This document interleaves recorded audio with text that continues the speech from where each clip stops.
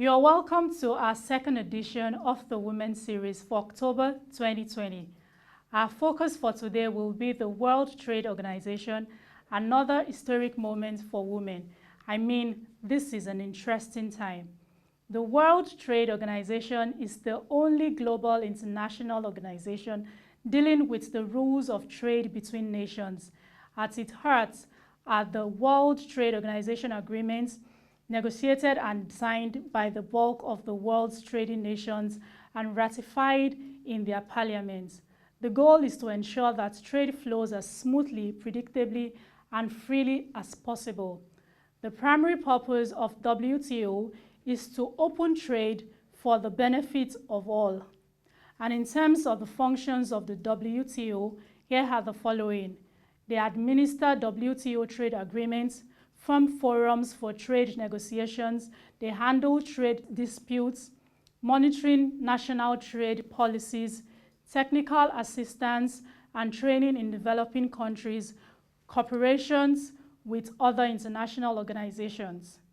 The WTO has over 160 members representing 98% of the world trade, and over 20 countries are seeking to join the WTO. The WTO has its headquarters in Geneva, Switzerland, and since its inception in 1995, all the directors general have been male from the different regions across the globe. Well, history is beckoning now as the women are breaking another glass ceiling in the leadership of the WTO. And for the very first time in the final candidates for elections into the office of the DG of the WTO are women, which marks a new dawn for the Global Trade Organization. The finalists are Dr. Ngozi Okonjo Iweala from Nigeria, the former Minister of Finance and Coordinating Minister for the Economy and Managing Director Operations of the World Bank. Dr. Iweala serves on the board of Twitter Incorporated, a development economist and global finance expert. Ngozi Iweala has over 30 years working experience. And for our fellow contestant, who is Yoo Myung Hee, who is the current Minister of Trade in South Korea, and she happens to be the first woman to hold that position. Yoo is considered a veteran in Korean trade circles.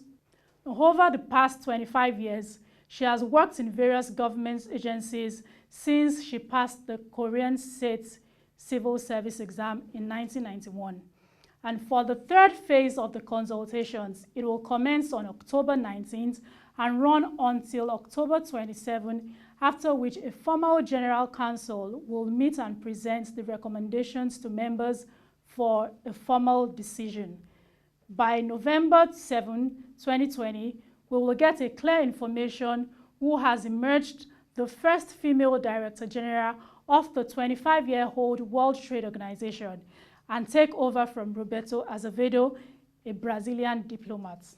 And this is a major plus for gender inclusion in the leadership of key international organizations globally, like we have seen in the International Monetary Fund.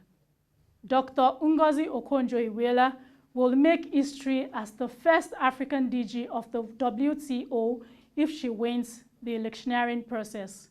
With the women taking place in the leadership of the WTO, the next level is the United Nations.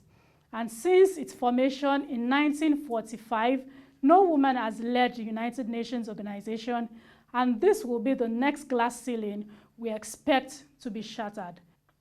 And that will be all for this edition of the Women Series. Please send in your views and comments to programs@proshareng.com, and you can follow our social media platforms displaying on the screen. Till we'll come your way again, thank you for watching, and bye for now.